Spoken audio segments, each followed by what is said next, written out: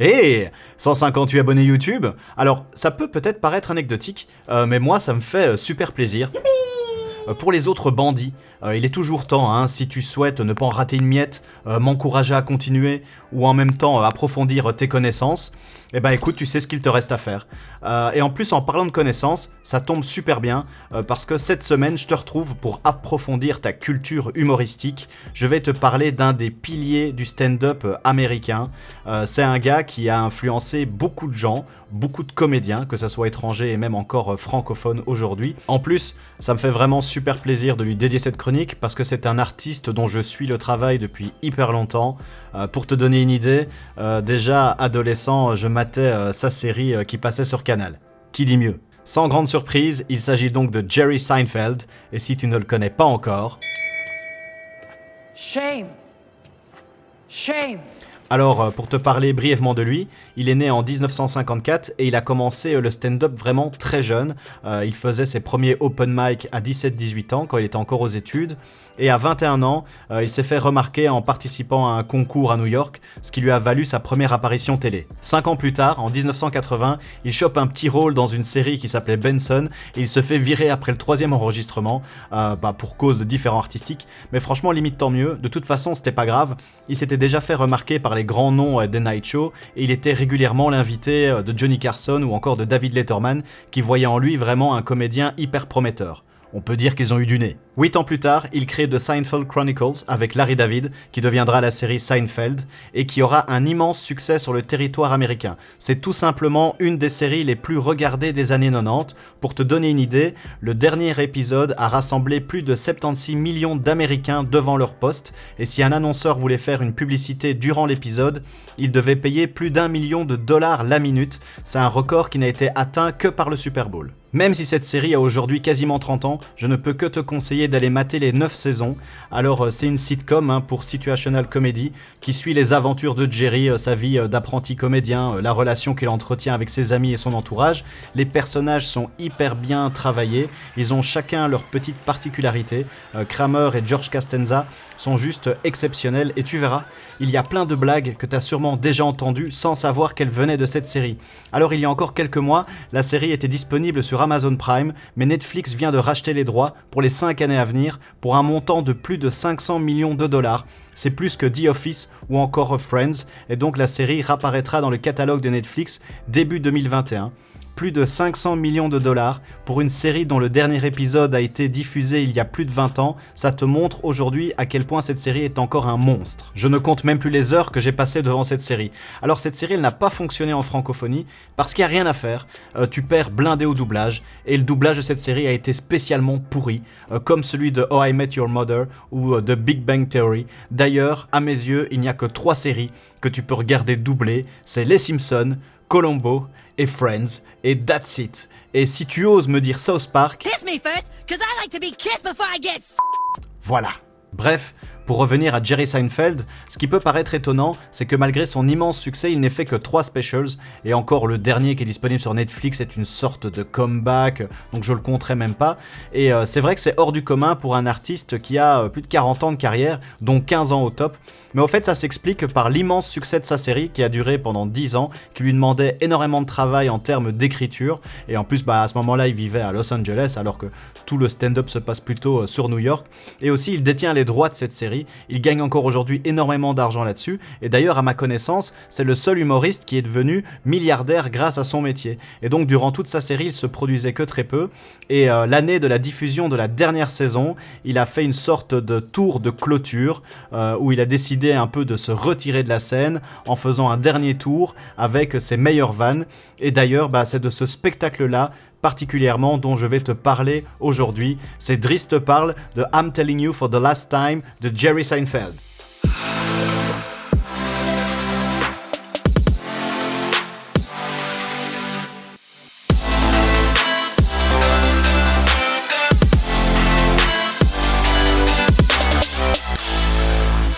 I'm Telling You for the Last Time, si on compte pas son premier special qui était Stand Up Confidential, qui est un mélange de stand-up et de sketch vidéo, ainsi que le dernier qui est disponible sur Netflix et qui est, comme je t'ai dit, une sorte de comeback, ce spectacle-là, c'est le seul 60 minutes du gars. Il date de 98 et ça donne quelque chose comme ça. The dry cleaner I can't stand. Because I don't think he's doing it. I don't know what goes on back there, but I cannot conceive of such a thing as actual dry cleaning. We all accept it because we see the stores everywhere. But think about it. Dry? What is dry? You can't clean something dry. What do? Tap it, shake it, blow on it? There's got to be some kind of a liquid back there. Did you ever get something on your clothes and get it off with a fingernail? That's dry cleaning. That is the only dry cleaning. Son truc à lui, c'est l'humour d'observation, et sans mauvais jeu de mots, le clean comedy. Il va donc s'attarder sur des choses de la vie de tous les jours qui lui paraissent extraordinaires, tant elles peuvent demeurer absurdes lorsqu'on s'y attarde un petit peu plus longtemps. Il va donc ne jamais être vulgaire, ne jamais traiter de sujets à polémique, c'est de l'humour grand public, mais qui demeure très intelligent. Dans cette catégorie, avec Bill Cosby, Jerry Seinfeld est vraiment une référence. C'est un type d'humour que les Américains affectionnent tout particulièrement, déjà parce qu'il y en a beaucoup qui estiment que c'est une des formes les plus nobles du stand-up, alors qu'aujourd'hui, si on regarde les humoristes, ils vont généralement puiser leur inspiration dans des faits et des comportements qui sont hors normes. On comprend tout de suite à quel point c'est beaucoup plus compliqué de créer des effets comiques avec des choses de la vie quotidienne, parce qu'il faut savoir transformer une banalité en quelque chose de drôle, et il faut que ça soit suffisamment complexe pour que quelqu'un ne l'ait pas fait avant toi.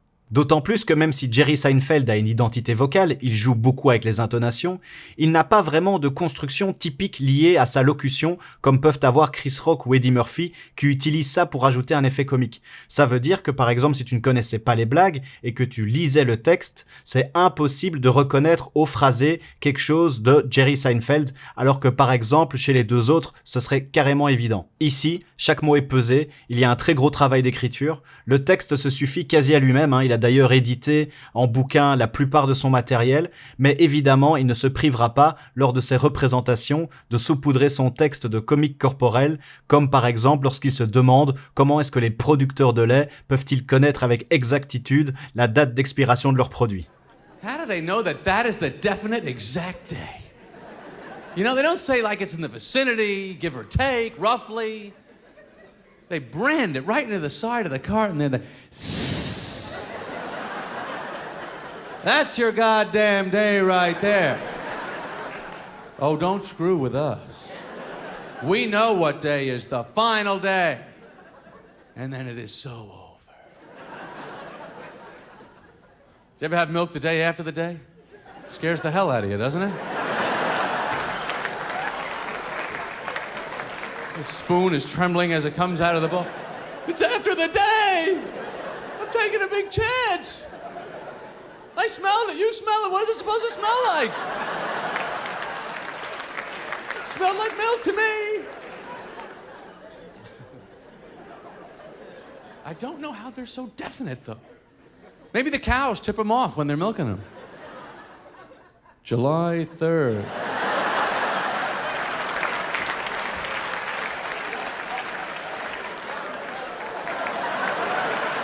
Alors, une des caractéristiques de ce type d'humour, c'est que lorsqu'il est correctement maîtrisé, il passe à travers les années. Parce qu'il n'est pas lié à un phrasé qui peut se démoder, il n'est pas non plus lié à l'actualité, et donc il transcende les âges.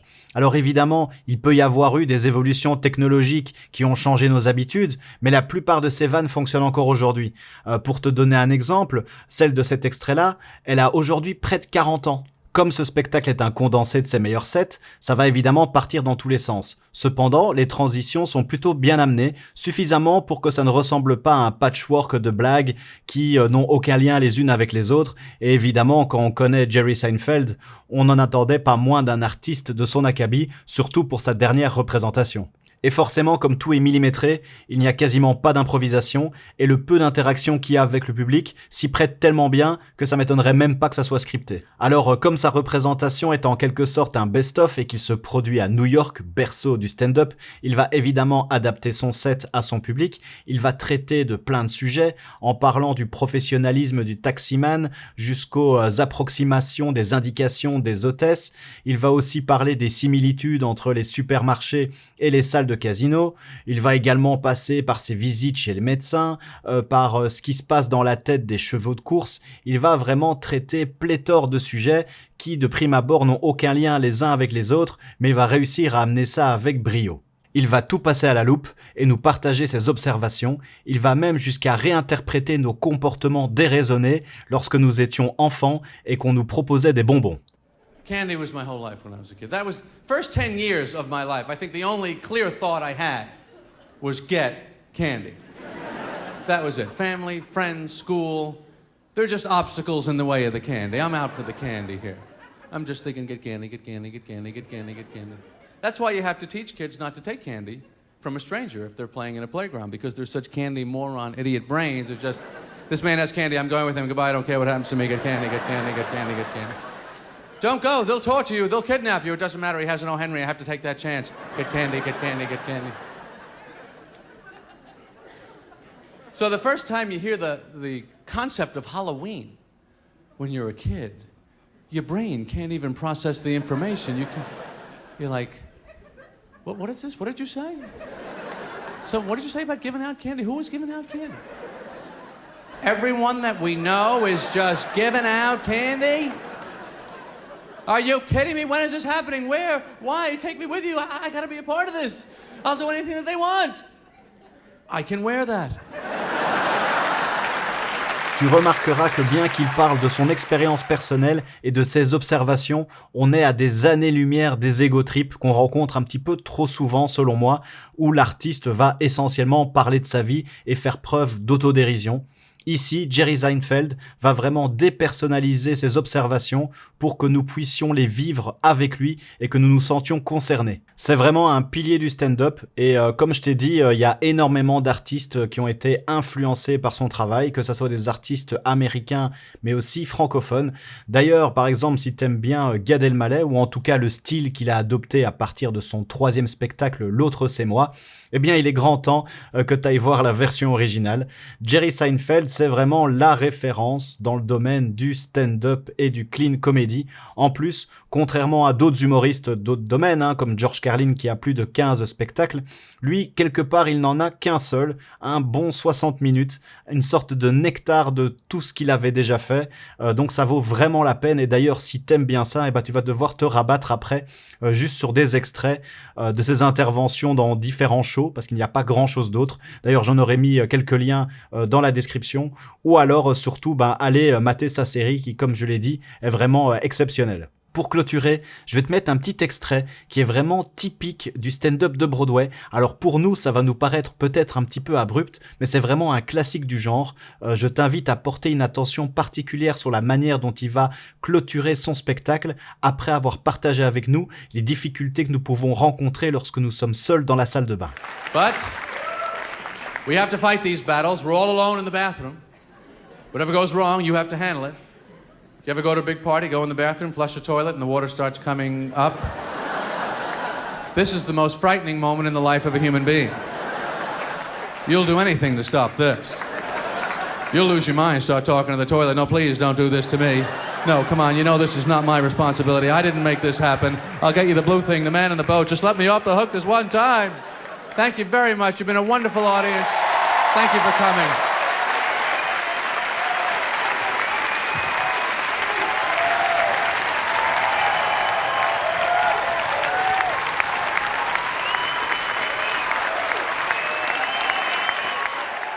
En mode pas une seconde de plus, c'est torché, je me barre. Enfin voilà, écoute, moi je ne peux que te conseiller d'aller voir ce spectacle, c'est à mes yeux, malgré qu'il ait 20 ans, ça reste encore pour moi aujourd'hui un des meilleurs spectacles de stand-up en clean comedy.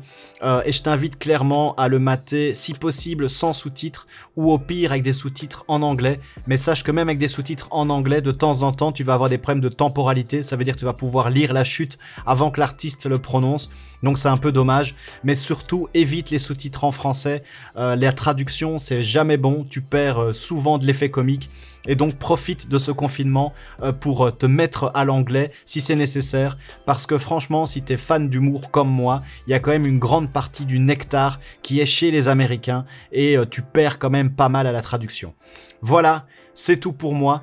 J'espère que cet épisode t'a plu. N'hésite pas à aller voir le spectacle et à me donner ton avis dans les commentaires. On se retrouve la semaine prochaine. D'ici là, prends soin de toi, mais surtout, ne te prends pas trop la tête et n'oublie pas de te marrer. Tchuss!